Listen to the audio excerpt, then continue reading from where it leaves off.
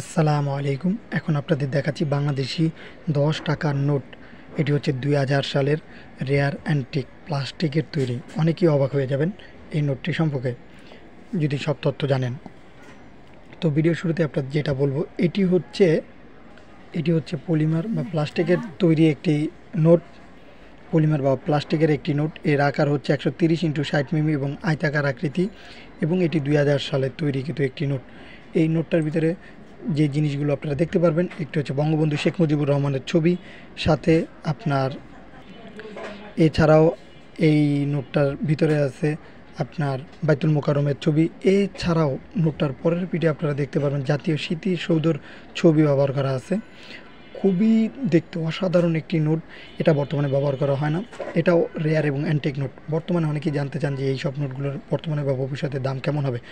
তাদের উদ্দেশ্যে বলবো যে বর্তমানে এগুলো অনেক অনেক টাকা দিয়ে কিনে নিতেছে। বাংলাদেশ সহকারে পৃথিবীর যে কোনো দেশেই এই পুরনো জিনিসের মূল্য অনেক অনেক টাকা। সেটা হতে পারে কয়েক হাজার থেকে লাখ লাখ টাকার উপরে। আর এগুলো ভবিষ্যতে অনেক অনেক টাকা হবে, এটা আপনারা বিশ্বাস রাখতে পারেন। আর যারা বলে যে পুরনো জিনিসের কোনো মূল্য নেই, তারা পুরনো জিনিস সম্পর্কে কোনো ধারণাই রাখে না। আপনারা সঠিক ইনফরমেশন নেওয়ার চেষ্টা করবেন এবং সঠিকটা জানার চেষ্টা করবেন। এবং পুরনো জিনিস যদি আপনাদের কাছে থাকে, যদি বিক্রি করতে চান, অবশ্যই আমাদের গ্রুপ আছে বেটার কালেকশন বিডি এবং শেখ সাব্বির হাসান মসজিদ, সেখানে পোস্ট করতে পারেন এবং ধৈর্যশীলভাবে থাকলে ইনশাল্লাহ বিক্রিও করতে পারবেন, সেখান থেকে পুরনো জিনিস কিনতেও পারবেন।